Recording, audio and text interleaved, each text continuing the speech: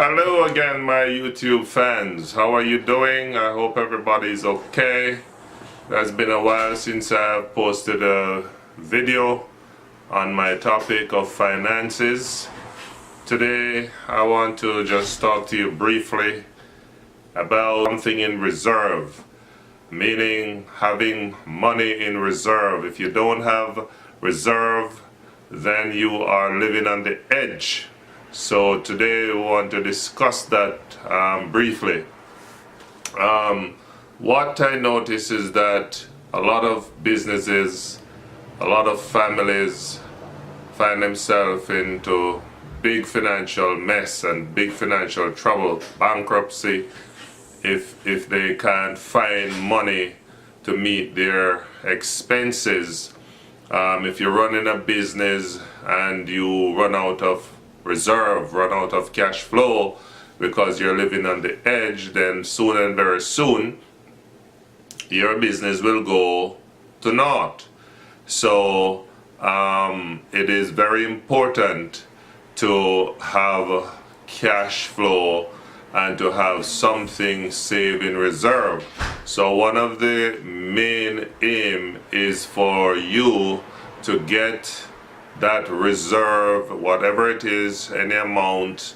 I won't give a specific figure, whether it's $1,000, $2,000, $3, $4, $5, $6, $20,000. The more the reserve you have is the more you are prepared for an emergency or a disaster or an unexpected event, like your car breaking down, something going wrong in your household. That pump need to be fixed, some plumbing work need to be done, the roof start leaking, you need a major expense. It could be health as well. So if you don't have something in reserve, it simply means that you are going to be in trouble.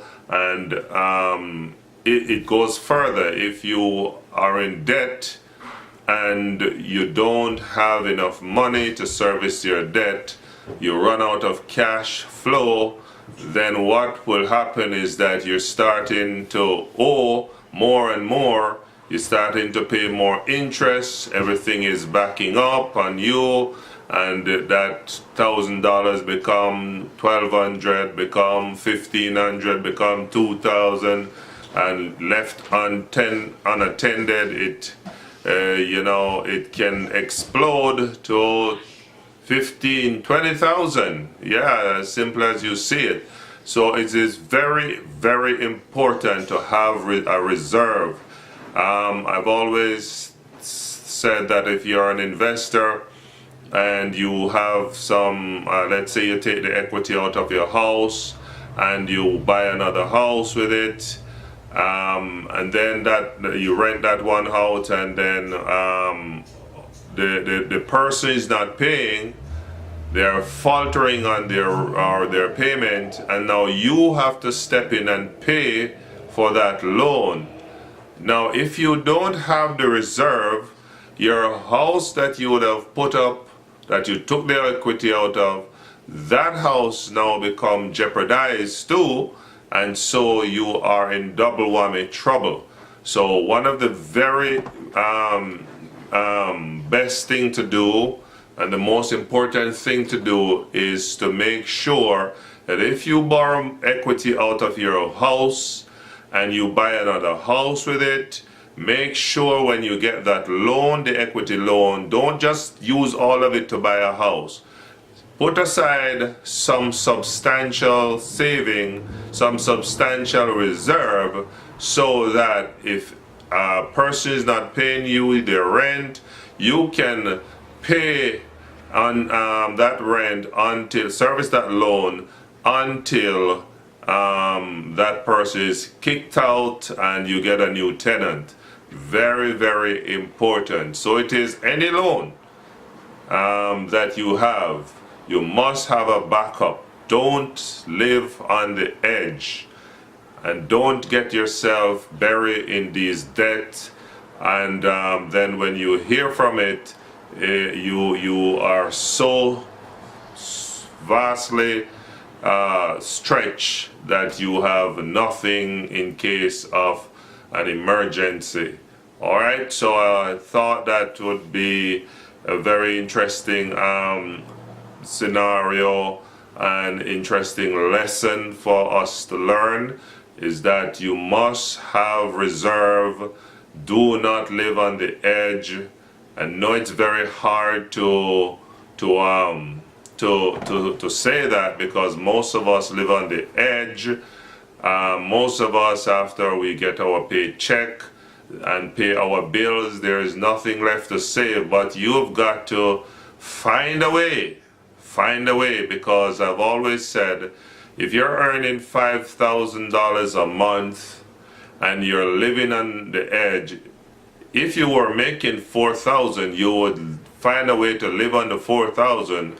So trust me, you can save a $500 out of that $5,000 and live on $4,500. All right, so it's very important to have reserve. Have reserve.